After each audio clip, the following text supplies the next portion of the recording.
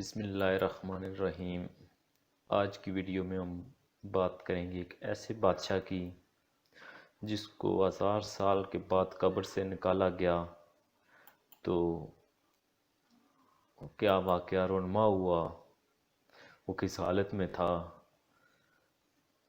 تو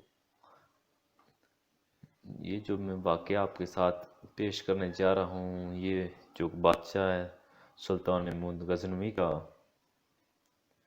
تو اس سے پہلے اگر آپ ہمارے چینل پر نیو ہیں تو چینل کو سبسکرائب کریں اور بیل نوٹیفیکیشن کو آن کر دیں تاکہ اس طرح کے مزید تاریخی واقعات آپ کو ملتے رہیں۔ ہم آئے روز کوئی نہ کوئی نئی ویڈیو اپلوڈ کرتے رہتے ہیں تو اس کا نوٹیفیکیشن آپ کو مل جائے گا۔ تو ہم بات کرتے ہیں اس واقعے کی۔ معروف مذہبی اسکالر مولانا طارق جمیل صاحب نے ایک خصوصی خطاب میں کہا کہ اللہ کے بندے جو ہوتے ہیں انہیں قبر کے کیڑے آسانی سے ہاتھ نہیں لگاتے۔ مولانا طارق جمیل صاحب نے کہا کہ محمود غزنوی دنیا کا سب سے بڑا بادشاہ تھا۔ 1974 میں غزنی میں زلزلہ آیا اور اس کی قبر پھٹ گئی۔ اس بندے نے 34 سال حکومت کی تھی۔ جس وقت وہ حکمران تھا وہ دنیا کا سب سے بڑا بادشاہ تھا۔ دنیا میں سلطان کا پہلا ٹائٹل محمود غزنوی کو ملا۔ ظاہر شاہ کی حکومت میں 1974 کو زلزلہ آیا، محمود غزنوی کی قبر پھٹ گئی۔ منتظمین نے قبر کو ٹھیک کرنے کے لیے پوری قبر کھول دی۔ اس کو مرے ہوئے 1000 سال ہو گئے تھے۔ وہ نہ عالم تھا، نہ محدث تھا، نہ مفسر تھا۔ اس کی قبر میں عجیب منظر تھا، اس کا کفن تک میلا نہیں ہوا تھا۔ 1000 سال بعد بھی اس کا کفن ویسے کا ویسا ہی تھا۔ اس کا ہاتھ سینے پر تھا اور کفن سینے سے کھلا ہوا تھا۔ ایسا لگتا تھا کہ جیسے آج ہی کوئی قبر میں اتار کر گیا ہے۔ اس کے ہاتھ کو ہاتھ لگایا گیا تو وہ نرم و نازک تھا۔ ساری دنیا میں اس کی خبر پھیل گئی۔ اللہ کے نبی صلی اللہ علیہ وسلم ہمیں ایسی زندگی دے کر گئے ہیں اور اس کی تاکید کر کے گئے ہیں۔ سبکتگین نے 997 عیسوی میں وفات پائی اور اس کی جگہ مامون تخت نشین ہوا، جس کی فتوحات کا سلسلہ اسکندر اعظم کی یاد دلاتا ہے۔ اس نے جے پال کے خلاف لڑائی جاری رکھی اور 1001 عیسوی میں اٹک کے قریب اسے شکست دی۔ جے پال کے بعد اس کا بیٹا اننت پال تخت نشین ہوا۔ اس نے بے سمجھی سے 1005 عیسوی میں جب مامون ملتان کے اسماعیل حاکم ابو فتح داؤد کے خلاف انتقامی کارروائی کر رہا تھا پر حملہ کر دیا، لیکن شکست کھائی اور کشمیر بھاگ گیا۔ اگلے سال مامون اننت پال کی مخالفت کی مزید سزا دینے کا ارادہ کیا اور پشاور کے قریب اس کے عظیم لشکر کو شکست دے کر ہندوستان میں داخل ہوا اور کانگڑا تک چڑھ آیا۔ اس کے بعد اس نے ہندوستان پر کئی حملے کیے، متھرا، کنوج اور سومنات وغیرہ سے بہت سا مال غنیمت لے کر واپس ہوا۔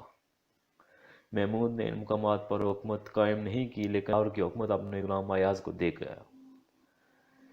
محمود نے 1030 عیسوی میں وفات پائی۔ محمود کی نسبت ڈاکٹر تارا چند لکھتے ہیں، محمود کی زندگی کی زبردست خواہش فتح اور حکومت کی توسیع تھی۔ اسی میں اس نے ساری زندگی صرف کر دی۔ وہ اس میں بہت حد تک کامیاب رہا۔ اس نے وسط ایشیا اور فارس کا بہت سا علاقہ فتح کر لیا اور عباسی خلیفہ بغداد کا علاقہ فتح کرنے کا ارادہ کر رہا تھا کہ 1030 میں مر گیا۔ اس نے سپاہانہ کامیابی یا لوٹ مار کے لیے ہندوستان پر کئی حملے کیے، کئی مندروں کو لوٹا اور جلایا، لیکن اس لیے کہ ان میں زر و مال جمع تھا۔ اس نے کسی کو اسلام قبول کرنے کے لیے مجبور نہیں کیا۔ صرف یہی نہیں بلکہ اس نے متعدد ہندو افسروں اور سپاہیوں کو اپنی فوج میں ملازم رکھا جو اس کے لیے وسط ایشیا میں ایران میں لڑتے رہے۔ محمود کی فوج میں جن ہندو سپہ سالاروں نے عروج حاصل کیا ان میں سوبند رائے تلک اور ناتھ خاص طور پر مشہور ہیں۔ سوبند رائے پر حکومت کو اس قدر اعتماد تھا کہ جب محمود کی وفات کے فوراً بعد مغربی ولایت کے شہر بست میں بغاوت ہوئی تو میمون کے جانشین نے سمندرائے کو اس نازک موقع پر بغاوت فروغ کرنے کے لیے بھیجا اور بڑی بہادری سے لڑتا ہوا میدان جنگ میں کام آیا۔ نعت کی وفات شاری بھی اس قسم کی تھی کہ اسے مسعود نے نیال تگین کی سرکوبی کے لیے روانہ کیا۔ جب وہ کئی فتوحات کے بعد لڑائی میں مارا گیا تو مسعود کو اتنا رنج ہوا کہ اس نے 3 روز تک کھانا نہ کھایا اور اس کی جگہ اس کا ہم مذہب تلک نامزد کیا۔ سلطان محمود نے نہ صرف فتح ممالک کا جمع اموال میں کمال حاصل کیا بلکہ علم و ادب کی بھی سرپرستی کے لیے اپنے دربار میں زمانہ بھر کے منتخب شعراء علماء و فضلاء جمع کر دیے۔ واقعہ یہ ہے کہ برگزیدہ شعراء کا جمع غفیر محمود کے دربار میں تھا۔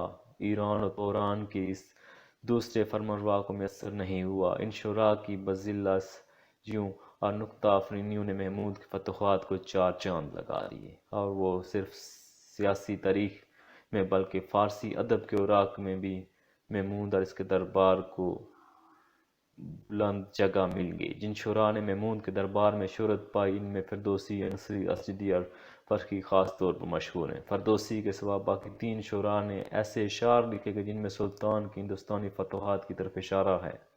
اسجدی شاید سلطان کی مہم سومنات میں شریک بھی تھا۔ اس نے اس کے متعلق ایک زبردست قصیدہ لکھا تھا جس کے چند شعر محفوظ ہیں۔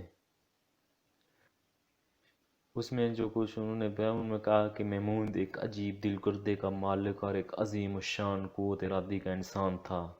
1027 میں سے بخار رہنے لگا جس نے تبدیق کی صورت اختیار کر لی، اس کے باوجود اس نے اپنے معمولات میں فرق نہ آنے دیا۔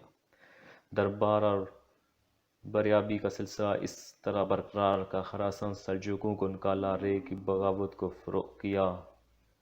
1029 کا موسم گرما خراسان میں اور اگلا موسم سرما بلخ میں گزارا، لیکن اب سیت نے بالکل جواب دے دیا اور 22 اپریل 1030 کو اسے غزنی واپس آنا پڑا۔ 7-8 روز بعد قضاء کا پیغام آیا۔ بستر مرگ پر بھی سلطان اس قدر ہمتی اور قوت ارادی کا ثبوت دیا جس کا مظاہرہ ہندوستان کے مارکو میں بھی ہوتا ہے۔ اپنی طویل بیماری میں بھی اس نے بستر علالت پر دراز ہونا قبول نہ کیا۔ تو مجھے دیجیے اجازت۔ اس طرح کی مزید اچھی ویڈیوز کے لیے آپ چینل کو لازمی سبسکرائب کریں۔